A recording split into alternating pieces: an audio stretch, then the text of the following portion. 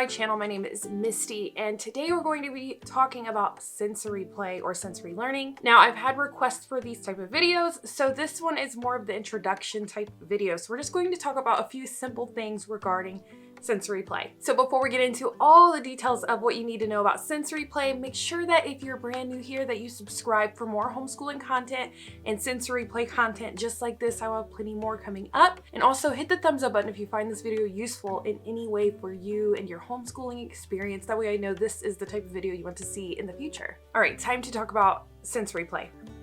Now, first and foremost, when I use the word play, I mean learn. And when I use the word learn, I mean play. It's interchangeable in these videos when I talk about them because according to Montessori, which this is a huge thing I believe in, a child's work is play. So a lot of learning is done through play. So now what is sensory play? Sensory play is activities that stimulate one of the 5 senses or possibly another sense. Yes, there are more than 5 senses, though we won't go over those in this video. If you want to know more about those other senses, let me know down in the comments. That way I can make videos on them for you.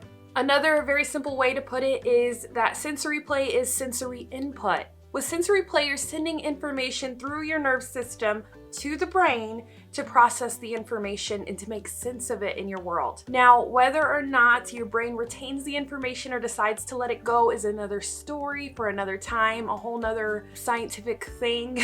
But it will be slightly mentioned in this video, and that's why I bring it up. So that's what sensory play is. It's using those senses to send messages to your brain, and it's making sense of your world.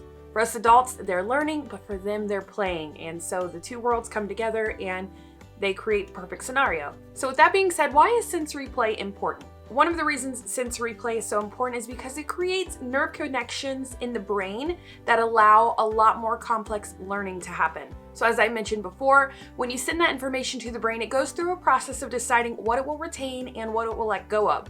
So over time, your brain kind of does this natural selection to decide what we're going to hold on to and what we're going to move past, because some things are just so simple that it becomes second nature, muscle memory. Your brain doesn't need to really hold on to and retain the information, but then it will make room for learning to get more complex. That's the very simple way to put it. Beyond that, it gets really intricate, the scientific process of how your brain decides to do that. So we'll just leave it at that point. So just know your brain will decide what it's going to hold on to and retain and what it's going to let go of to make room for more complex learning, or also more complex sensory input, maybe the better way to say it in this video.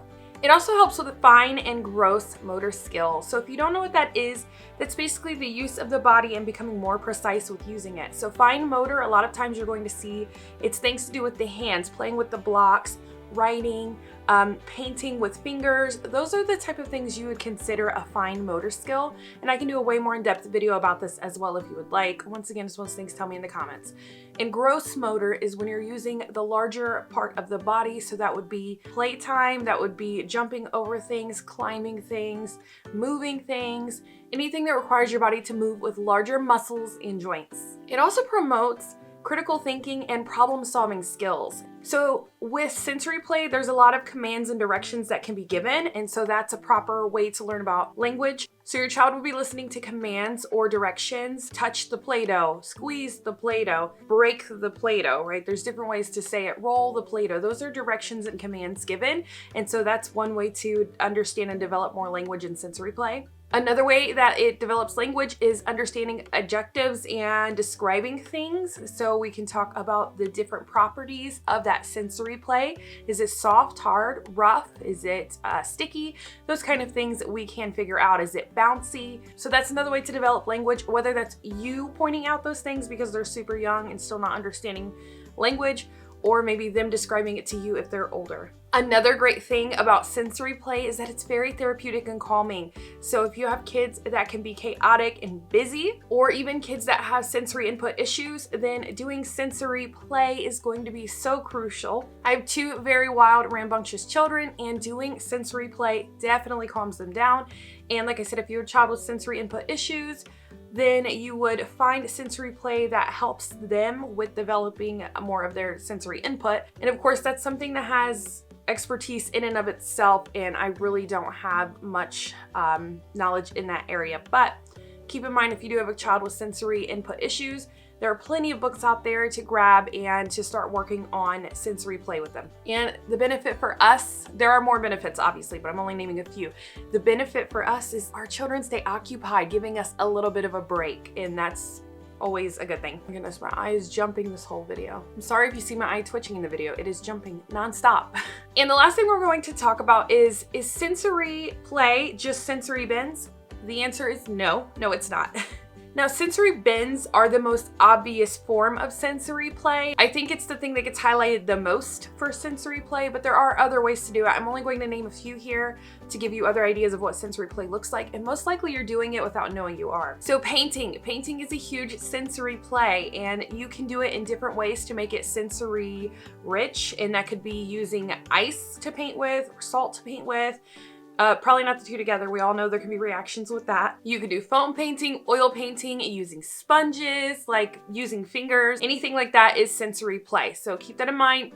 Just use different mediums so that they can get exposed to different sensory options, and that will keep them more occupied and interested compared to just using like a brush. Another one that you're probably doing is water play. Water play could be anything from using a pool, the bathtub, the sink, a puddle outside, muddy water, anything like that. Using those little droppers and having colored water, like if you use food coloring in the water and creating activities around that. Using ice or snow. There are so many different options, and even bubbles. Bubbles go into water play, obviously. Bubble play is kind of its own thing, but that kind of connects to water play. Another one that you're probably doing is block play. Block play is huge for sensory input, especially if it's small blocks for like fine manipulative motor skills. But large or small are great, and then you have various options for sensory input, whether that's plastic blocks, wooden, foam blocks, whatever it may be.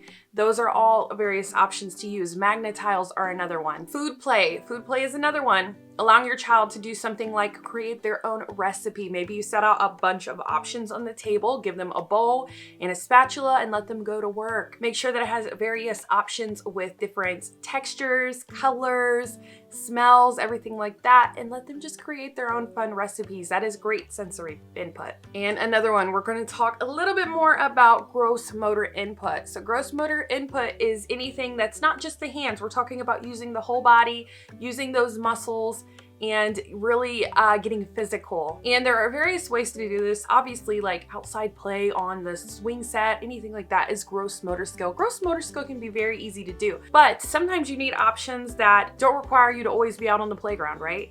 So we could look at things like helping with chores. That's a huge one. And just turn it into a fun game if they have trouble like enjoying or wanting to help you. You can always turn it into a fun game.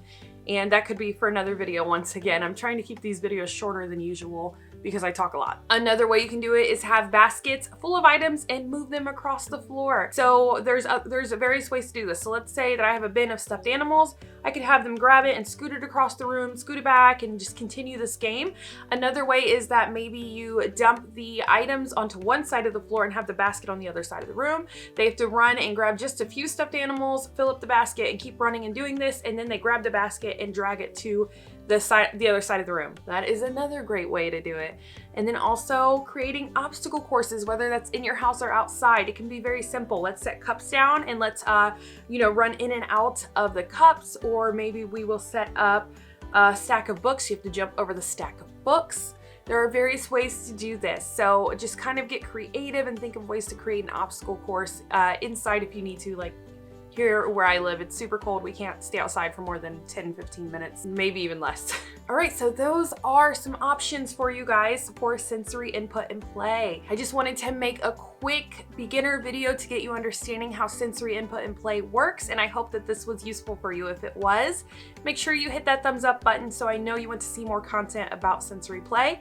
And also the subscribe button is there for any of you brand new people who would like to see more content just like this on my channel in the future, and hitting the bell will let you know when I upload videos. All right, thank you guys so much for watching today's video. I will see you guys in the next one. Have fun homeschooling. Bye.